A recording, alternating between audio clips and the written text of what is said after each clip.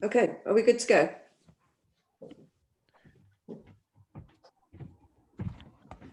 We're just checking the webcast, Councillor Blake. Okay.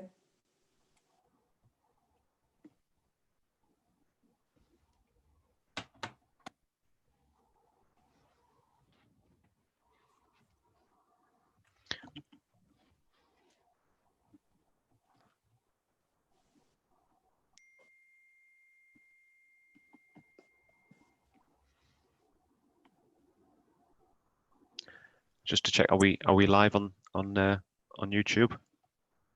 Yes. Okay, that's great. Thank you. Okay, Councillor Blake.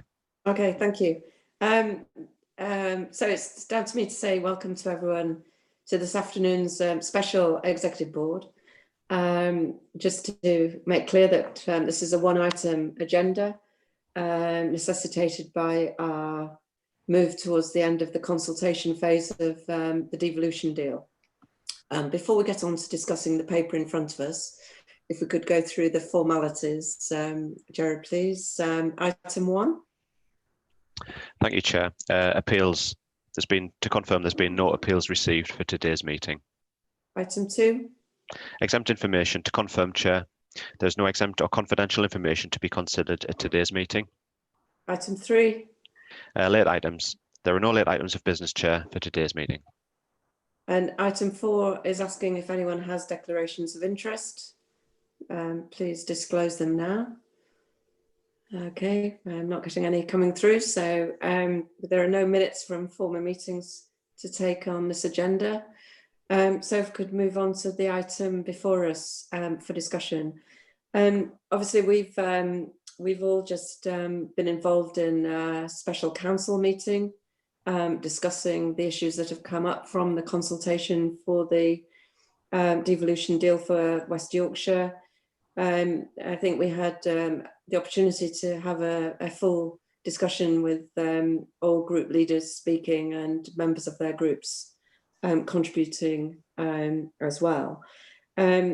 So without going into all of the details at this particular moment, the process, I understand, is that we take the paper today, and then that will be submitted to government along with other resolutions from the 5 district west, in total the 5 West Yorkshire district councils into the process, so the government can make the assessment towards moving towards signing the deal.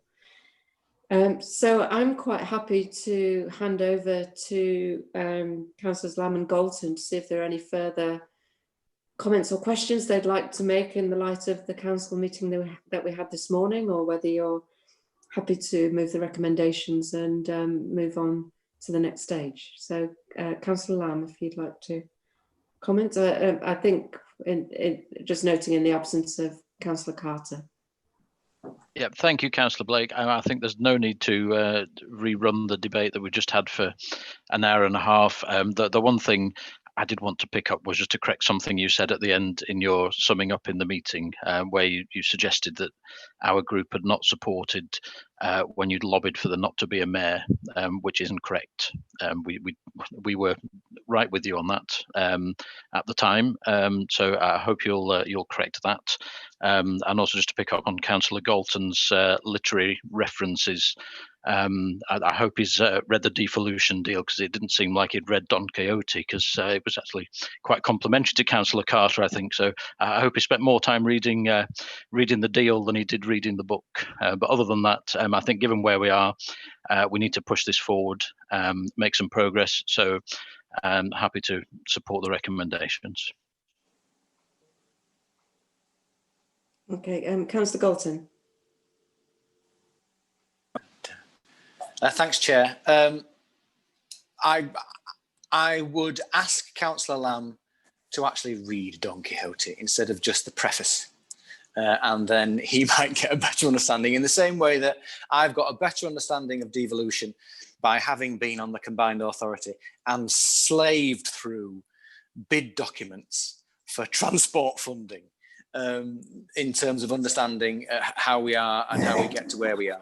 As I said in the debate in the council, we need to make sure that whatever deal we get on paper is one that we are able to develop and make meaningful for the people it's meant to have been struck for, this deal. Because at the moment, I think most people don't know what the combined authority does, what devolution is going to deliver for them, what change they're going to see. And at a time when COVID is making us fretful for our future, especially for those people who think their jobs might be at risk, actually having the ability for meaningful, localized enablement of things like employment is going to be really key for us. And let's get the agreement done, agree it's not the best one, and think about how we can actually build on what's being given to us as an opportunity. And even if it's not written for us on paper in terms of what we can do, we can certainly use that louder voice that we might have in the areas that we've been given some authority on to actually challenge the way things are done. And I note that Councillor Robinson in the debate, for instance, pushed forward the idea of a land tax as an alternative to the precept that any elected mayor might be able to have at their disposal. Now, I'm not sure if that would involve a renegotiation of the deal, or whether we would have to have some kind of special ministerial dispensation for that kind of taxation model to be used.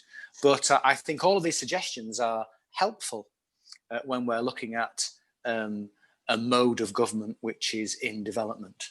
Thanks, Chair. Okay, thank you. Councillor Lamb, I must admit I have no recollection of your group arguing against the directly elected mayor model. I know before the election in 2015, it was actually Liberal Democrat policy that it wouldn't be a prescriptive model.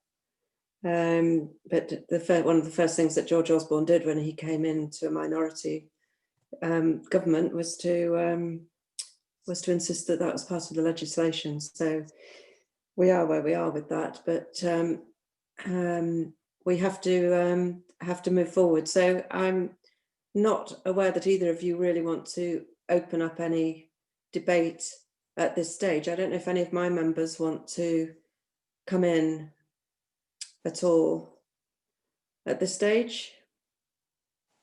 I think everyone had the opportunity to outline the great potential that we've got from having the deal going forward, and I think we will inevitably join with the other regions who already have elected mayors in recognising that the devolution journey in this country is very much in its infancy, and there is a great deal more to be done for us to achieve devolution in the sense that we want to have more say and control over what we do, particularly in the area of enhanced fiscal devolution, which is still not on the table at this moment.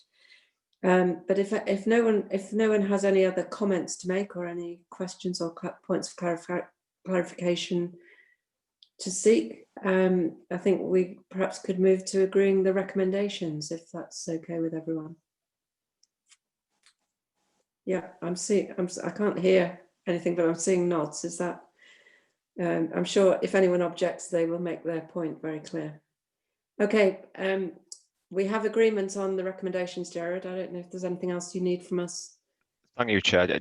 I suppose presumably the recommendation includes the amendment as just agreed in the full council meeting yes, earlier this morning. Yeah. But yes, that's fine. Thank you. Okay.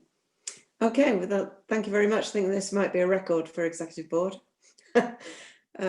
But thank you, all of you, for your time this morning and moving this forward. And we look forward to all of the deliberations going in by mid-September, I think, from the other areas, and waiting for the outcomes to come back from government so we can move this forward. Okay, thanks very much, everyone. Thanks for your time. Okay.